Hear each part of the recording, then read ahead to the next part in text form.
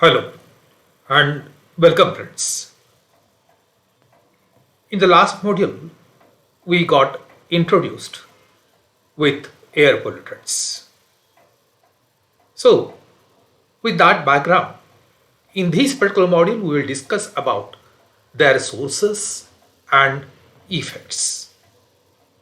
Broadly, we'll touch the criteria air pollutants, its definition, sources, health and welfare effects, as well sources and effects of certain air pollutants on vegetables.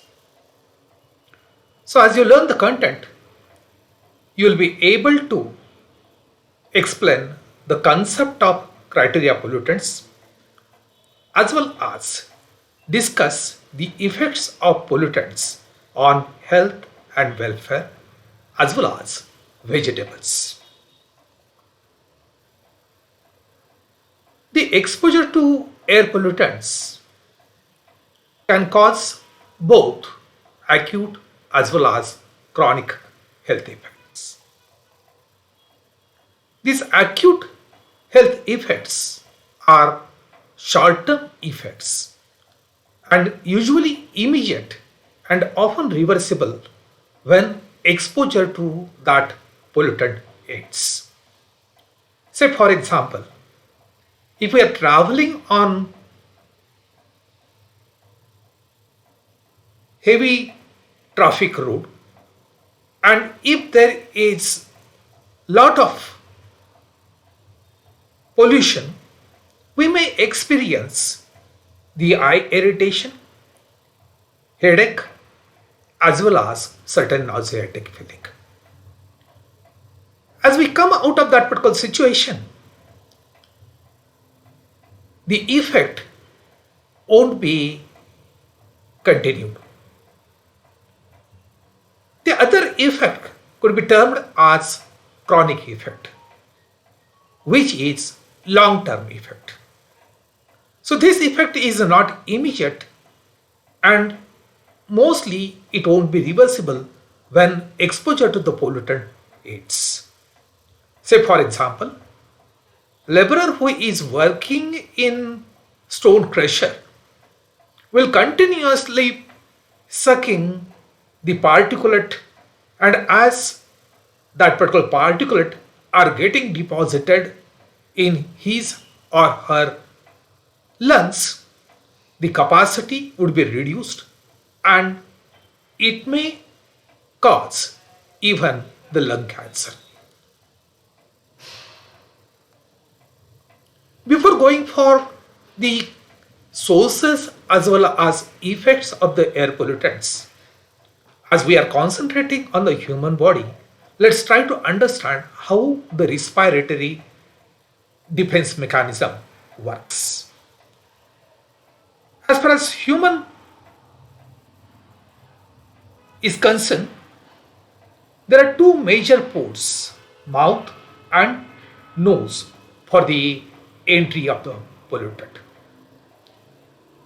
So, if particulate enters through the nasal passage because of the sneezing or as we blow the nose, the particulate could be getting removed from that particular passage.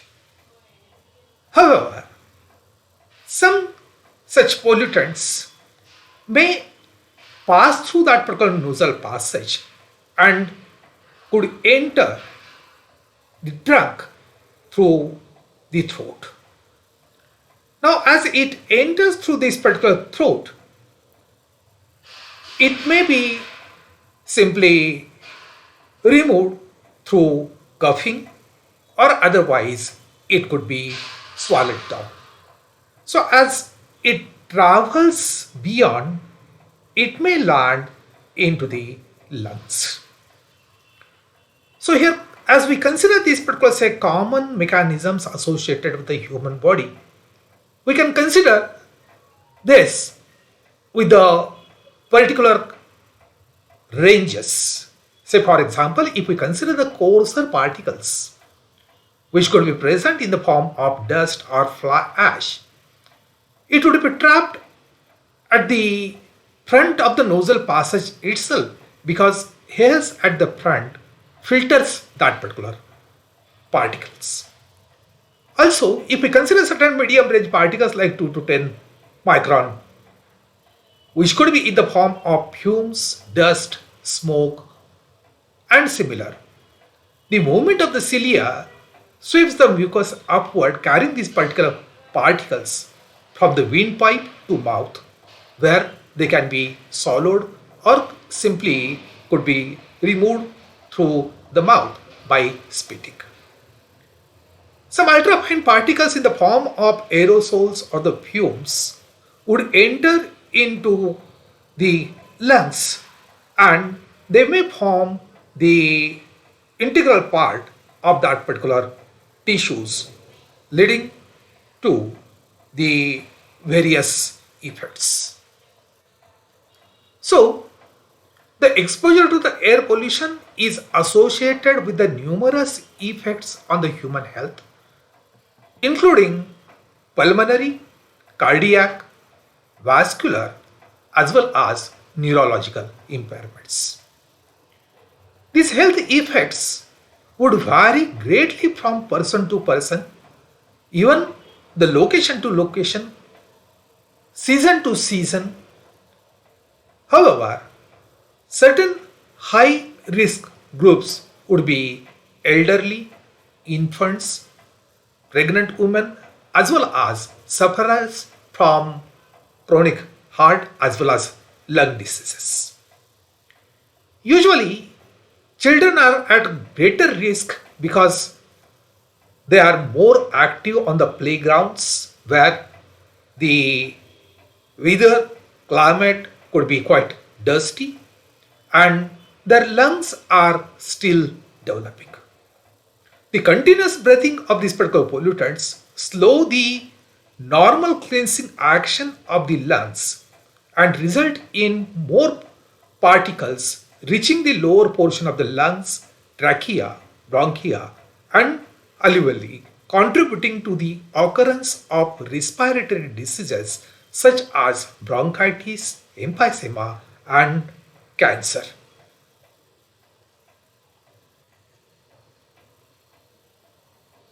Let's try to understand the concept of criteria air pollutants. This is the term which is used internationally to describe the air pollutants that have been regulated and which are used as indicators of the air quality. The regulations as well as the standards are based on these criteria pollutants, mainly concentrating or in the light of health and their environmental effects. These criteria air pollutants are widely distributed over a region. They can be considered in the form of carbon monoxide, lead, nitrogen dioxide, ozone, particulate matter, and sulfur dioxide. Carbon monoxide is colorless, odorless, and tasteless gas, which is most abundant of the primary pollutants. This pollutant is product of incomplete combustion. So wherever the combustion is possible, the pollutant would be produced. So if we consider this particular say motor vehicle exhaust, it contributes about 56% of all CO emissions. This factor would certainly change from region to region, but this is just to understand how abundant this pollutant is. Also, certain non-road engines as well as the vehicles which are using some kind of the fuel for burning contribute about 22%. Certain other sources could be industry, residences where certain fossil fuel is burned, as well as even the natural sources such as forest fires. If we consider some stoves as well as smoking of the cigarette, poor ventilation leading to accumulation of gas, as well as usage of kerosene space heaters are sources of this carbon monoxide for indoor atmosphere.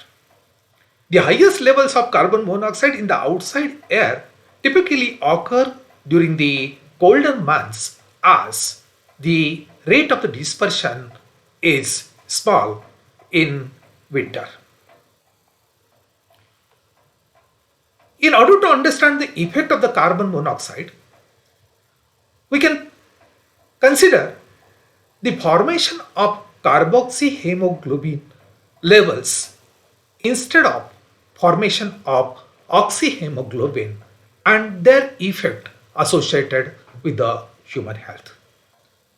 As we see here, if the presence of carbon monoxide in the atmosphere is to the tune to say 10 ppm, the person who is exposed will have the formation of this COHP as 2%. And this won't cause any significant effect because these signs are not easily seen. As this particular percentage goes to 10, there is no appreciable effect except certain shortness of breath. One could feel the tightness across the forehead. As the percentage go on increasing, this effect would be enhanced. So, as the COHP blood percentage goes to 40 to 50%, related with 350 to 520 ppm CO in the atmosphere, it will certainly lead to certain symptoms of headache, confusion, collapse, as well as even the fainting on exertion. If the exposure is continued, the COHP may rise to 60 to 70%, and one would experience unconsciousness, intermittent convulsion, respiratory failure, death if exposure is continued for long periods. If it goes to 80%, it would be rapidly fatal.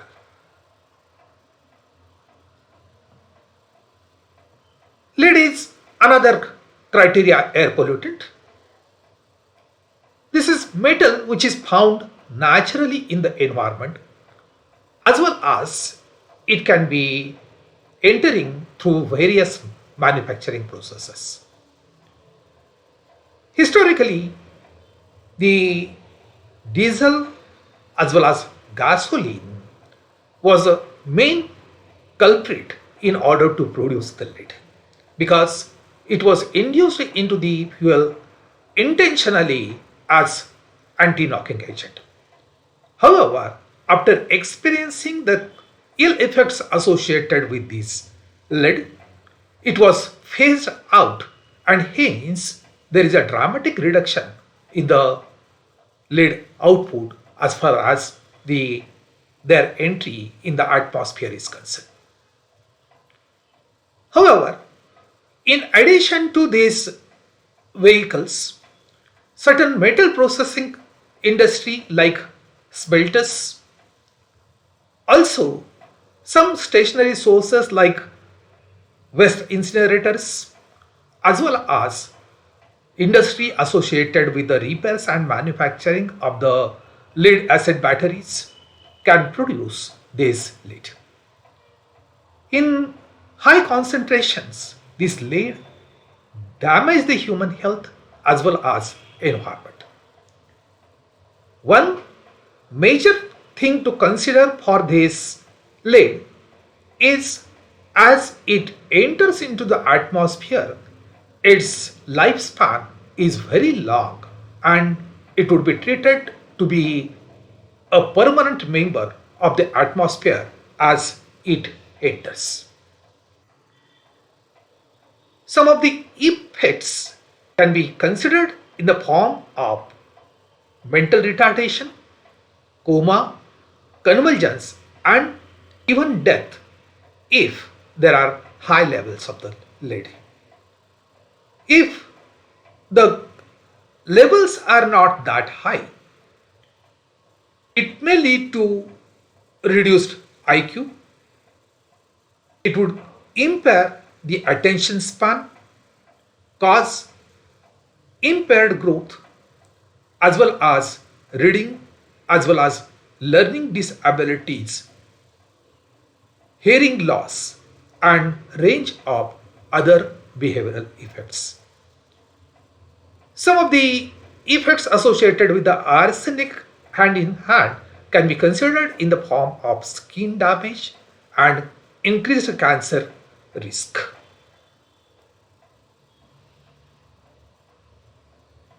Another criteria air pollutant is nitrogen dioxide. Mostly, this particular pollutant is termed as a nitrogen oxides expressed as NOx, though there are various forms as mentioned here. All these are highly reactive gases containing the nitrogen and oxygen in varying amounts. Mostly these oxides are colorless as well as odorless. However, nitrogen dioxide can be seen as reddish brown layer. Also, these oxides are formed when there is burning process at elevated temperatures. Usually, these oxides of the nitrogen are mainly focused in the presence of nitric oxide and nitrogen dioxide, and hence this NOx is combination of nitric oxide and nitrogen dioxide. These gases contribute to the formation of the smog, acid rain, as well as even the creation of tropospheric ozone. Mostly at the ground level, they are in the stable form.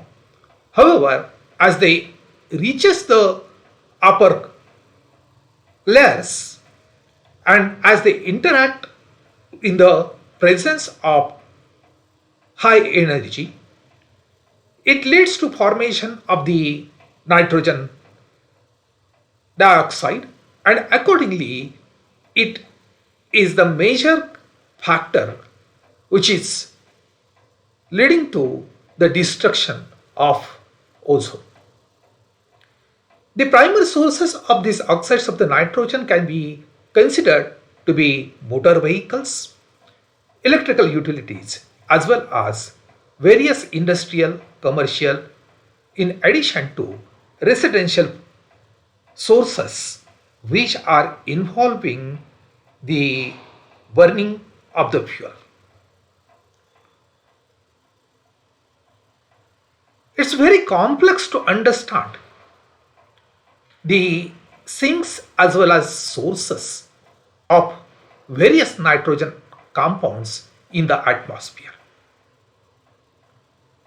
See, we can consider this particular ammonia, which is produced through animals, soil, as well as even the biomass burning. We can consider certain 54 kg per year nitrogen production through these particular source, which will be causing this 6 ppb units concentration. As such, this will be remaining in the atmosphere for 6 days. If we consider the nitrous oxide, its lifespan is of 170 years. This nitrous oxide is again very stable at the ground level. However, its conversion into the nitrogen dioxide at the ground level will lead to formation of the ground level ozone, as well as it reaches the upper layers. It would be major cause for the destruction of the ozone as well as formation of the smog and even the acid rains. These compounds could enter even in the form of nitrate, but the ammonium as well as this nitrate in the form can be removed through the atmosphere through wet as well as dry deposition. This wet deposition means whenever the presence of that particular ions particulate gases as we consider, they will be getting scavenged through the action of the water particles that are present in the atmosphere, whereas as they coalesce with the other particulate, they may land on the various surfaces through the enhanced settling velocities, and hence it would be termed as dry deposition. Another criteria air pollutant is ozone. This ozone is highly reactive secondary air pollutant which is produced photochemically. This is created by the chemical reactions between the oxides of the nitrogen as well as VOCs in the presence of heat as well as sunlight. As we know, the presence of the ozone at the upper reaches in the stratosphere, so to say, is highly desirable because it filters the incoming ultraviolet rays. In the absence of this ozone layer, the ultraviolet rays will be reaching to the life that is existing on the Earth's surface and it would be fatally injured. Hence, the ozone at the stratospheric layer is termed as good ozone. Certain motor vehicles as well as industrial emissions, even gasoline vapors and chemical solvents are major sources of emission of oxides of the nitrogen as well as volatile organic carbons, which leads to formation of ground level ozone. Wind carries this ozone and the related pollutants which are causing the formation of the ozone for hundreds of kilometers from the point of their formation. This ground level ozone can trigger a variety of the health problems like coughing, sore as well as scratchy throat, shortness of the breath, pain while taking a deep breath, aggravation of the lung diseases like asthma, emphysema as well as chronic bronchitis, increased frequency of asthma attacks, greater susceptibility to lung infection, as well the continued damage to the lungs even after the symptoms and even the exposure is disappeared. One of the crucial criteria air pollutant is particulate matter. I say it as crucial because it may attain various forms as well as it can enter into the atmosphere through direct operations as well as even certain indirect operations, and the size variation of it is tremendous. So it has a size which may be coarser, which could be having high settling velocity. Hence, it doesn't interfere much as far as atmosphere is concerned. However, the fines and ultrafines, as they enter into the human body, even they can travel through the blood veins, they can enter into lungs, and hence their presence is highly fatal. If the percentage of that, if the percentage of the fine particulate is high, they will be remaining in the atmosphere for considerable period. Sometimes this particular particulate could be dark, which can be seen as soot as well as smoke generating out of the industrial processes and getting emitted through stacks. Here, this particular particulate, as I mentioned initially, could be produced through variety of the sources like vehicles, various construction industry, sites, even the agricultural practices, certain fugitive dust getting emitted through and the road surfaces, stone crushings, wood burnings, etc. These particulates are directly formed when the gases from the burning fuels react with the sunlight as well as water vapor. This can result from the fuel combustion at power plants as well as variety of industrial processes. Just to understand the potential particulate matter effects, we can consider their interaction through the pulmonary inflammation and in general cardiovascular systems. So it may cause certain pulmonary reflexes as well as pulmonary inflammation, which is associated obviously through the lungs. Here, this would ultimately hamper the heart rate as well as cardiac rhythm, and hence it could cause cardiac disruption. Also, this may lead to thrombosis, which may also lead to sudden cardiac death.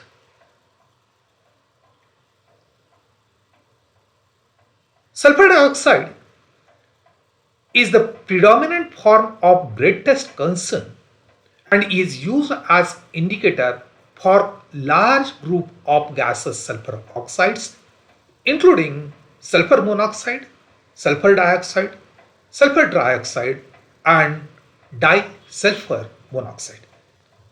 However, this pollutant is mainly considered as sulfur dioxide, which is colorless gas and can be detected through the taste as well as smell at specific concentrations.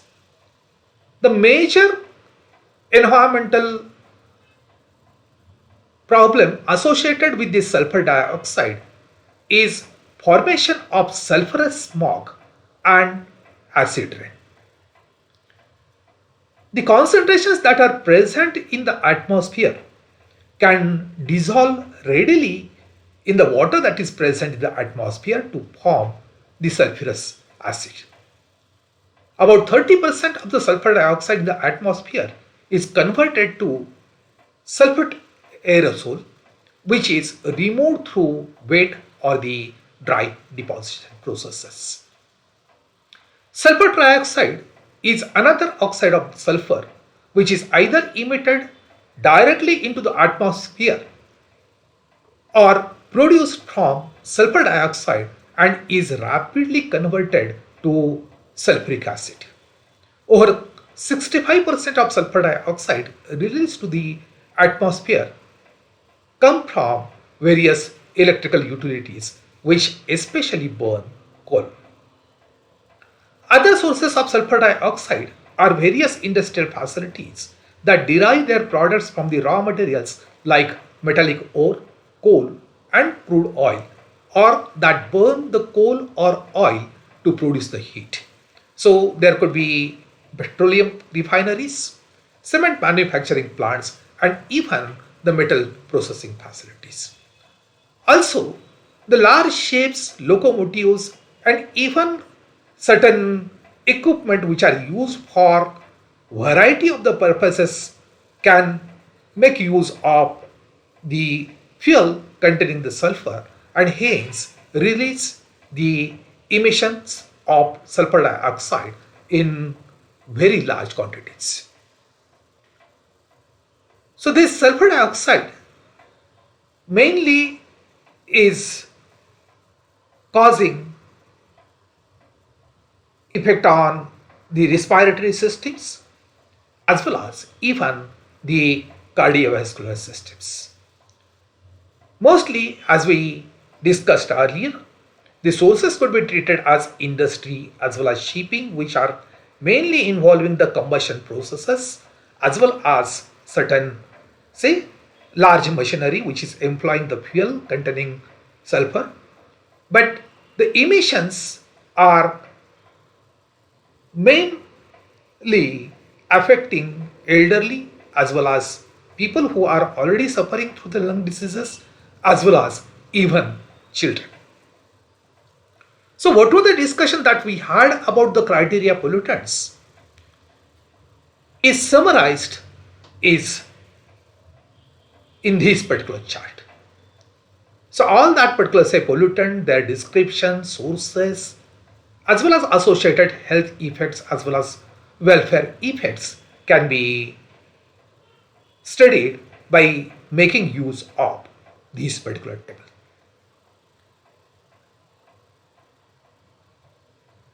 In addition to human health, we can consider certain associated effects on plants as well as even the vegetables.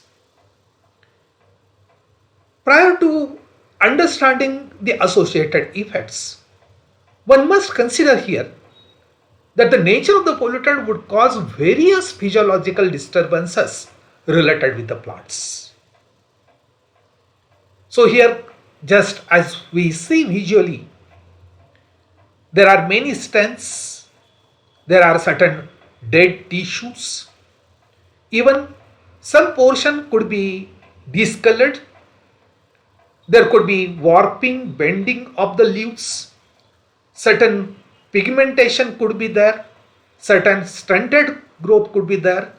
So these things are immediate effects when the plant is exposed to various pollutants at their undue concentrations.